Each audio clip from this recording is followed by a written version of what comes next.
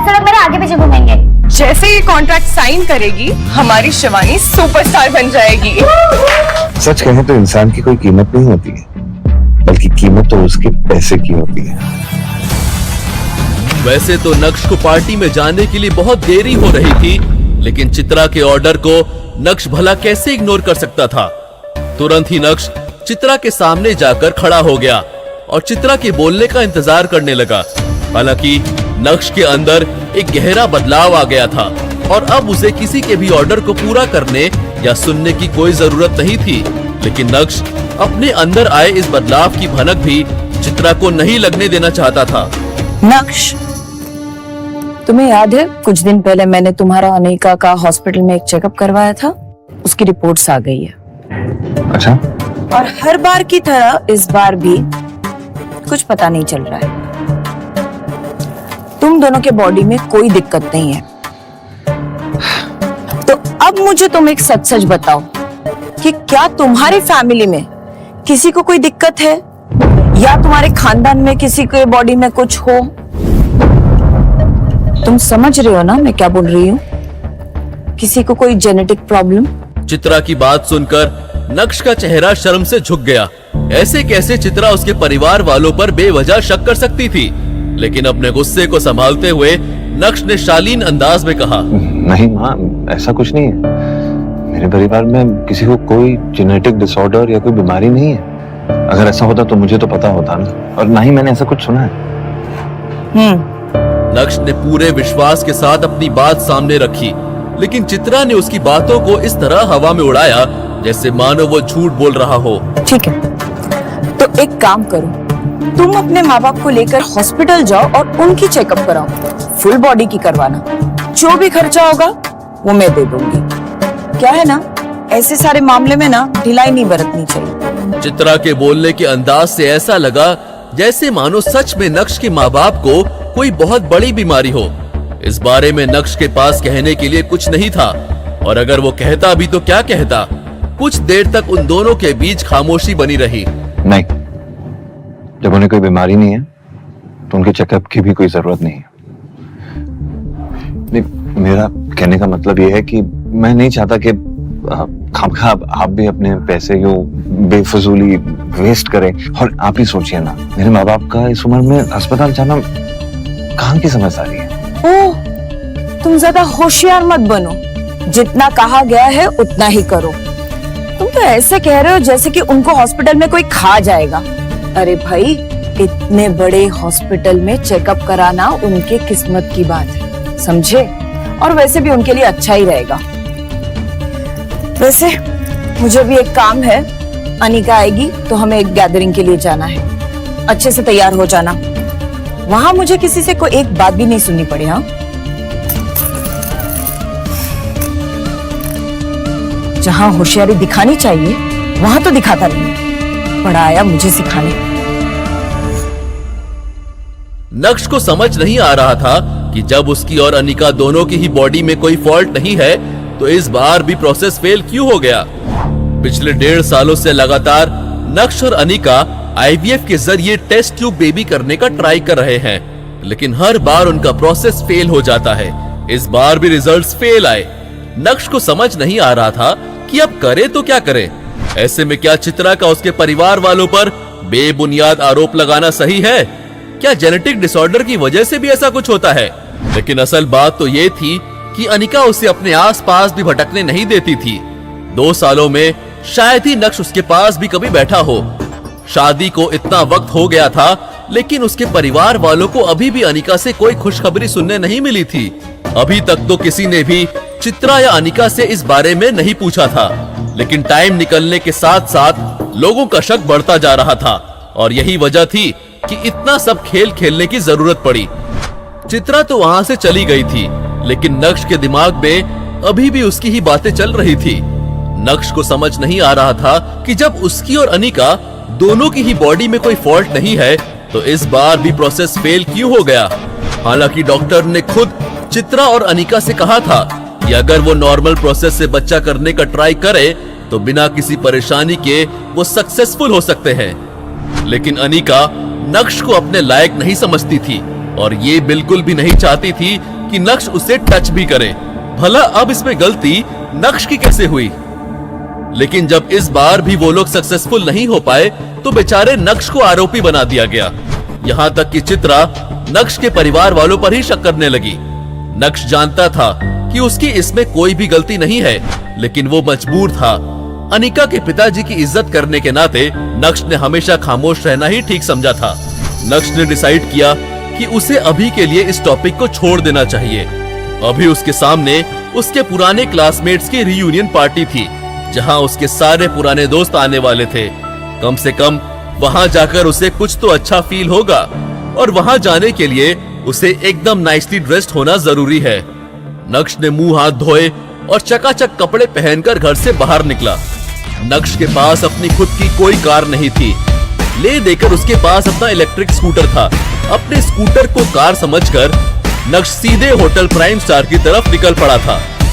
और आज नक्श के क्लासमेट्स की रियूनियन पार्टी भी यही होने वाली थी।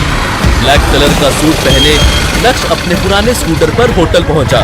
वहां खड़े होटल स्टाफ कंफ्यूज्ड हो गए। सूट पहनकर कोई इंसान अपने खटारा स्कूटर लेकर कैसे आ सकता है? हालांकि होटल के स्टाफ ने कुछ कहा नहीं, लेकिन नक्श को देखकर वो मन ही मन हंस रहे थे। नक्श मिरर में अपनी शक्ल देखने लगा। अभी नक्श होटल के अंदर जाने ही वाला था कि तभी उसे पीछे से किसी ने आवाज दी। नक्श, रुक जा भाई, मेरा भी इंतजार कर ले। उस लड़के को देखते ही खुशी से झूमते हुए नक्श ने चिल्लाते हुए कहा, अरे हर्ष! नक्श खुश हो गया और उसकी खुशी साफ बता रही थी जैसे उसने कई दिन बाद अपने दोस्त को देखा था। हर्ष नक्श का ही क्लासमेट था और स्कूल का स्पोर्ट्स कैप्टन था। लंबा और हैंडसम होने के कारण लड़कियों में उसके खूब चर्चे रहते थे। यहाँ तक कि बड़ी क्लास की लड़कियां भी उसे दोस्त बनाना चाहती थी। उसकी दीवानगी की कोई कमी नहीं थी। अभी भी उसके पीछे कई लड़कियां पड़ी थी, लेकिन हर्ष हर किसी को घास नहीं डालता था। अरे वाह, तेरी गाड़ी है? हाँ यार, अरे कमाल है, तेरे बालों के साथ ये गाड़ी भी बड़ी हो गई। काफी महंगी होगी ना? नहीं यार, सिर्फ 50 लाख की है। बस 50 लाख? चलना यार, तू छोड़ना, चल अंदर चल। अपनी अमीरी का दिखावा करने के बाद हर्ष ने अपनी नजरें यहाँ वहां घुमाई। तभी उसकी नजर साइड में खड़े पुराने से स्कूटर पर पड़ी। नक्श, हाँ? तू यहाँ किसमें है? अरे किसमें क्या आया है ब्रो? अपनी हवाई स्कूटर में आया हूँ। अभी सर्विस कराई है, मस्त हवा में चलती है। टेस्ट ड्राइव ले, चाबी भी लगी हुई है। हाँ ना? कभी और यार, कभी और। तू सच में बिल्कुल नहीं पता। चल चल चल अंदर चल, वेट कर रहे होंगे यार। चल, चल। गाड़ी लगा देना प्लीज। हाँ ना? जैसे ही नक्श और हर्ष अंदर पार्टी हॉल में पहुंचे, वैसे ही सारे जूनियर्स ने हर्ष को घेर लिया और ग्रीट करने लगे। इस दौरान हर्ष ने नक्श को कब साइड में कर दिया, नक्श को पता ही नहीं चला। ये देखकर एक पल के लिए नक्श को काफी बुरा लगा, क्योंकि वो बड़ी उम्मीद के साथ अपने दोस्तों से मिलने आया था। निराश होकर उसने मन ही मन सोचा कि उसके लिए तो एक कोना ही ठीक है, और फिर वो कोने में रखी चेयर पर जाकर बैठ गया। कुछ देर तक नक्श ने अपने आप को मन ही मन कोसा कि वो यहाँ क्या लेने आया है, लेकिन फिर जब वहाँ बैठे बैठे बाकी लोगों को देखा तो मन ही मन सोचा कि यहाँ मौजूद जितने भी लोग एक दूसरे की वाहवाही कर रहे हैं, ये बस एक दिखावा है, बाकी कुछ नहीं। कम से कम नक्श के साथ जो हुआ वो एक सच्चाई तो थी। अगर इंसान अपनी जिंदगी में बेबस और लाचार हो जाए तो दुनिया उसके साथ कैसा सलूक करती है, ये बात नक्श अच्छी तरह से जानता था। नक्श अभी ये सब कुछ नोटिस कर ही रहा था कि तभी उसके फोन की घंटी बजी और उसने देखा कि उसके दादाजी का मैसेज आया है। अब इसे टोकन ऑफ लव कहे या फिर भानुशाली ग्रुप को नक्श की जरूरत। नक्श के एग्रीमेंट लेटर के हिसाब से भानुशाली ग्रुप को 24 घंटों के अंदर नक्श के अकाउंट में 2 करोड़ रुपए डालने थे, वरना नक्श और भानुशाली ग्रुप के बीच का एग्रीमेंट फेल हो जाता। नक्श के अकाउंट में वो पैसा भी आ गया था। ये देखते ही नक्श ने एक बार फिर से उन लोगों की तरफ देखा और मन ही मन सोचा, सच कहें तो इंसान की कोई कीमत नहीं होती, बल्कि कीमत तो उसके पैसे की होती है। सभी चीजों पर गौर करते हुए नक्श की नजर अचानक से शिवानी पर पड़ी। अगर हर्ष ने नक्श के साथ ऐसा व्यवहार नहीं किया होता तो शायद वो शिवानी से दूर ही रहने की कोशिश करता, लेकिन बाकी लोगों के बर्ताव की वजह से अब वो उस पार्टी में मौजूद सभी लोगों का टेस्ट लेना चाहता था, देखना चाहता था कि आखिर इनमें से कौन सच्चा है और कौन बेईमान है। तभी नक्श बार काउंटर की तरफ चला गया और धीरे धीरे शिवानी की तरफ बढ़ने लगा। जैसे ही वो शिवानी के पास पहुंचा, उसने वो वाइन का गिलास शिवानी की तरफ बढ़ाते हुए बोला। शिवानी, शिवानी ने नक्श की तरफ देखा कि तभी उसकी एक फ्रेंड ने उसके गले में हाथ डालते हुए कहा, कैसी हूँ? हालचाल तो होते रहेंगे। अभी की लेटेस्ट न्यूज के बारे में पता है सबको? भाई साहब, हमारी शिवानी भानुशाली कंपनी के साथ कॉन्ट्रैक्ट साइन करने वाली है। और सबको ये तो पता ही होगा कि भानुशाली कंपनी यहाँ की सबसे बड़ी कंपनी है। और जैसे ये कॉन्ट्रैक्ट साइन करेगी, हमारी शिवानी सुपरस्टार बन जाएगी।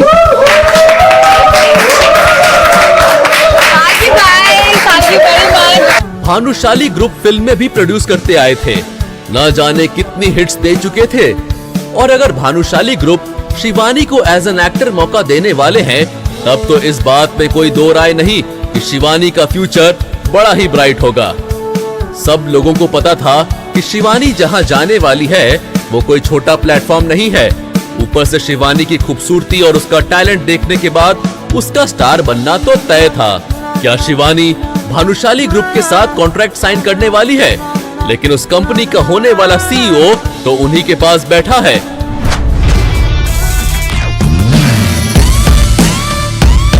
अब ये जानकर नक्श की तरफ से कैसा रिएक्शन आएगा? क्या नक्श शिवानी को अपनी रियलिटी बताएगा या फिर वो शिवानी का भी टेस्ट लेगा और उसके बाद असली मजा चखाएगा? क्या इस पार्टी में सभी लोग नक्श का मजाक बनाने वाले थे? अगर ऐसा हुआ तो नक्श क्या करेगा? क्या इस पार्टी में कुछ ऐसा होगा जिससे नक्श किसी उलझन में फंस जाएगा? क्या नक्श अनिका की फैमिली गैदरिंग का हिस्सा नहीं बनेगा? उस रेयर डायमंड नेकलेस का क्या? आगे जानने के लिए सुनिए इंस्टा एम्पायर।